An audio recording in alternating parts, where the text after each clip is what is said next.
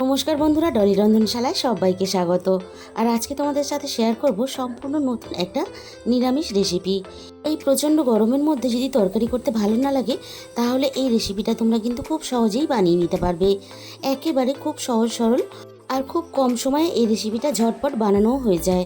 তাহলে আজকে রেসিপিটা দেখে নেওয়া যাক। আমি এখানে এই রান্নার জন্য 5টা ফ্রেশ একেবারে টাটকা কুমড়ো পাতা নিয়েছি। কুমড়ো পাতা তো খেতেও বেশ ভালো লাগে। আর এই রান্নার জন্য আমি নিয়েছি এখানে 100 গ্রাম পরিমাণ সয়াবিন। আর এই দুটো উপকরণই কিন্তু খুব সহজেই আমাদের হাতের কাছে থাকে। আর আমি এই রান্নার জন্য আগে থেকেই একটা বড় বাটির মধ্যে কিছুটা জল ফুটতে বসিয়ে দিয়েছিলাম। জলটা বেশ টকবক করে ফুটে উঠেছে। আমি এবারে সমস্ত সয়াবিনগুলো ফুটন্ত জলের মধ্যে সয়াবিনগুলো দিয়ে আমি খুব ভালোভাবে সিদ্ধ করে নেব। 5 মিনিটের মতন আমি সয়াবিনগুলো খুব ভালোভাবে সিদ্ধ হতে দেবো। আর সয়াবিনগুলো আমার কিন্তু এখানে খুব ভালোভাবে সিদ্ধ হয়ে গেছে। আর সয়াবিনগুলো সিদ্ধ হওয়ার পরে দেখো কতটা বড় বড় হয়ে গেছে। এবার আমি সমস্ত সয়াবিনগুলো জল থেকে ছেঁকে তুলে নেব। সয়াবিন কিন্তু আমাদের প্রত্যেকের বাড়িতেই কম বেশি রান্না হয়ে থাকে। আর তাছাড়া বড় থেকে ছোট সবাই কিন্তু সয়াবিন খেতে আমরা সবাই কিন্তু পছন্দও করি। সমস্ত সয়াবিনগুলো আমি জলে থেকে ছেঁকে তুলে নেওয়ার পরে প্রথমে আমি খুব ভালোভাবে ঠান্ডা করে নিয়েছি। এবারে আমি একটা মিক্সিং জার নিয়ে নিয়েছি। মিক্সির জারের মধ্যে আমি অল্প অল্প করে সয়াবিনগুলো দিয়ে আমি জল ছাড়া খুব ভালোভাবে সয়াবিনগুলোকে একেবারে একটা মিহি পেস্ট বানিয়ে আমি দেখো বাটির মধ্যে ঢেলে নিলাম।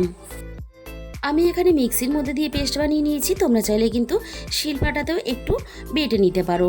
সমস্ত সয়াবিনগুলো আমি বাটির মধ্যে ঢেলে নিলাম। এবারে আমি এটাকে একটা সাইডে সরিয়ে রেখে দেব। আবারও ওই একই মিক্সিং জারের মধ্যে আরও একটা মশলা বানিয়ে নেব। এর জন্য আমি দেখো দিয়ে দিলাম এখানে 1.5 চামচ পরিমাণ প্রায় পোস্ত। আর পোস্তর পরিমাণটা অবশ্যই তোমরা নিজেদের মতো করে ব্যবহার করবে।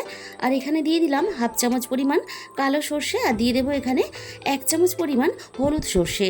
আমি এখানে 2 রকম সর্ষে মিশিয়ে ব্যবহার করলাম, তাহলে রান্নার স্বাদটা বেশ ভালো হয়। তবে তোমরা চাইলে 1 রকম সর্ষেও ব্যবহার করতে পারো। আর দিয়ে দিলাম সামান্য পরিমাণ লবণ। আর দিয়ে দিলাম এখানে ঝালের জন্য একটা কাঁচা লঙ্কা। প্রথমে আমি শুকনো অবস্থাতে মিক্সিতে একটু পেস্ট বানিয়ে নিয়েছিলাম। তারপর সামান্য পরিমাণ জল দিয়ে আমি সব কিছু খুব ভালোভাবে একটা পেস্ট বানিয়ে রেডি করে নিলাম। এবারে আমি সমস্ত সর্ষে পোস্ত বাটাটা আমি সয়াবিনের মধ্যে দিয়ে দিলাম। আর এইভাবে এই রান্নাটা যদি বাড়িতে কোনোদিন করে না থাকো, তাহলে অবশ্যই একদিন ট্রাই করে দেখবে। গরম গরম ভাতের সাথে অসাধারণ খেতে লাগে। এবারে আমি এখানে দিয়ে দিলাম স্বাদ মতো লবণ। এবারে আমি এখানে 1 চামচ পরিমাণ সর্ষের তেল দিয়ে দেবো। এখন খুব বেশি সর্ষের তেল আমি দেবো না, যেহেতু আমি পরে সর্ষের তেল আরও একটু ব্যবহার করব। এবার আমি সমস্ত উপকরণ খুব ভালোভাবে একসাথে মিশিয়ে নিয়ে খুব ভালোভাবে একসাথে মেখে রেডি করে নেব। চামচের সাহায্যে মাখতে আমার একটু অসুবিধা হচ্ছিল, তাই আমি হাত দিয়ে খুব ভালোভাবে সব কিছু একসাথে এখানে মেখে রেডি করে নিলাম। আর সমস্ত কুমড়ো পাতাগুলো আমি খুব ভালোভাবে ধুয়ে পরিষ্কার করে নিয়েছি। পাতাগুলো খুব ভালোভাবে দেখে কিন্তু ধুয়ে পরিষ্কার করে নিতে হবে, কারণ পাতার মধ্যে কিন্তু অনেক সময় অনেক ছোট ছোট পোকা থাকে আর পোকার ডিমও থেকে থাকে। তাই পাতাগুলো দেখে খুব ভালোভাবে ধুয়ে পরিষ্কার করে নিতে হবে। আমি এবার কুমড়ো পাতাগুলো একটার উপরে আরেকটা দিয়ে আমি সাজিয়ে নেব। আর কুমড়ো পাতার তো তোমরা অনেক রকমের হয়তো রেসিপি বানিয়ে খেয়েছো, তবে একবার হলেও এইভাবে কুমড়ো পাতার এই রেসিপিটা অবশ্যই ট্রাই করবে। 3টে বড় কুমড়ো পাতা ছিল, সেই কুমড়ো পাতা 3টে আমি প্রথমে দিয়ে দিলাম। আর 2টো ছোট পাতা ছিল, সেই পাতা 2টো আমি উপরে দিয়ে এইভাবে আমি একটু সাজিয়ে নিলাম। এবারে পাতার মাঝখানটা এভাবে হাত দিয়ে একটু চেপে আমি সমান করে নিলাম। এবারে আমি সয়াবিনের পুরটা দেখো একেবারে মাঝখান করে এইভাবে দিয়ে দিলাম। সমস্ত সয়াবিনের পুরটা মাঝখানে দিয়ে দেওয়ার পরে হাত দিয়ে আমি দেখো মাঝখানের দিকে একটু সমান করে দিলাম, তাহলে বাঁধতেও সুবিধা হবে আর পুরটা ভিতর থেকে বেরিয়ে আসবে না। এবার আমি এখানে ঝালের জন্য আরও 2টো কাঁচা লঙ্কা দিয়ে দিলাম। কাঁচা লঙ্কা 2টো আমি আগে দিতে ভুলে গেছিলাম, তাই আমি এই সময় দিয়ে দিলাম। এবার আমি পাতাগুলোকে চারদিক থেকে একটু খুব সাবধানে ধরে আমি পাতাগুলো মুড়ে নেব। তবে পাতাগুলো মোড়ার সময় খুব বেশি চাপ দেবে না, তাহলে কিন্তু ফেটে বেরিয়ে যাবে। একটা আমি পরিষ্কার কাপড় নিয়ে নিয়েছি।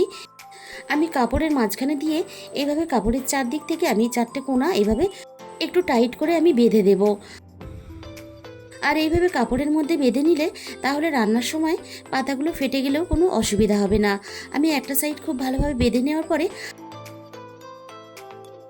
একটা সাইডও আমি খুব ভালোভাবে শক্ত করে আমি একইভাবে বেঁধে রেডি করে নিলাম। আর আগে থেকে আমি দুপুরে রান্নার জন্য ভাতটা বসিয়ে দিয়েছিলাম। আর ভাতটা আমার এখানে একটু বাকি আছে। এই সময় কিন্তু আমি এখানে কুমড়ো পাতাটা আমি সিদ্ধ হতে দিয়ে দিলাম। ভাতটাও আমার হয়ে গেছে আর কুমড়ো পাতা ভাপাটাও কিন্তু আমার রেডি হয়ে গেছে। আর অল্প অল্প যে ভাতগুলো লেগে আছে আমি ভাতগুলোকে একটু সাইড করে দিলাম। এবারে আমি কুমড়ো পাতা ভাপাটা আমি তুলে নেব। আর দেখতেই পেলে দেখো ভাতও হয়ে গেল, আবার একটা কিন্তু রেসিপিও ভাতের সাথে রেডি হয়ে গেল। আর পটুলিটা কিন্তু আমি একটা বড় থালার মধ্যে তুলে নিলাম। যেহেতু প্রচণ্ড গরম তাই আমি এটাকে একটু ঠান্ডা হতে দেব। খুব ভালোভাবে ঠান্ডা করে নেওয়ার পরে আমি কাপড়ের গিট্টিগুলোকে আস্তে আস্তে খুলে নেব। আর দেখো কুমড়ো পাতা ভাপাটা আমার কিন্তু এখানে খুব সহজেই রেডি হয়ে গেল। এবার আমি সব কিছু খুব ভালোভাবে একসাথে মেখে নেব। আর ঝালের জন্য যে আমি কাঁচা লঙ্কাটা আগে ব্যবহার করেছিলাম, কাঁচা লঙ্কাটা বেশ ঝাল, তাই আমি কাঁচা লঙ্কাটা একটু সাইডে সরিয়ে রাখলাম। যার প্রয়োজন হবে সে ভাতের সাথে মেখে খেতে পারবে। এবারে আমি এখানে সর্ষের তেল আরও 1 চামচ পরিমাণ দিয়ে দিলাম। আর এই কাঁচা সর্ষের তেলের গন্ধ আর সব কিছু একসাথে মিশে এতটাই ভালো লাগে খেতে যে তোমাদের কিন্তু আমি বলে বোঝাতে পারবো না। আর দুপুরের গরম গরম ভাতের সাথে একবার হলেও তোমরা এই রেসিপিটা অবশ্যই ট্রাই করে দেখো। এক মুঠো গরম ভাতের শুধু অপেক্ষা। তাহলে বন্ধুরা আজকের এই রেসিপিটা ভালো লাগলে প্লিজ একটা ভিডিওতে লাইক করে দিও। আর নিজেদের বন্ধুদের মধ্যে প্রচুর প্রচুর শেয়ার করো। আর যে সমস্ত নতুন বন্ধুরা এখনও পর্যন্ত আমার চ্যানেলটাকে সাবস্ক্রাইব করোনি, আমার চ্যানেলটাকে সাবস্ক্রাইব করে পাশে থাকা বেল আইকনটা অল করে দিও। তাহলে আমি যখনই কোনো নতুন রেসিপি আপলোড করব সবার আগে তোমার কাছে পৌঁছে যাবে। আর তোমাদের মূল্যবান সময় দিয়ে আমার এই রেসিপিটা শেষ পর্যন্ত দেখার জন্য তোমাদের সবাইকে অসংখ্য ধন্যবাদ। তাহলে আজকের মতো এই পর্যন্ত।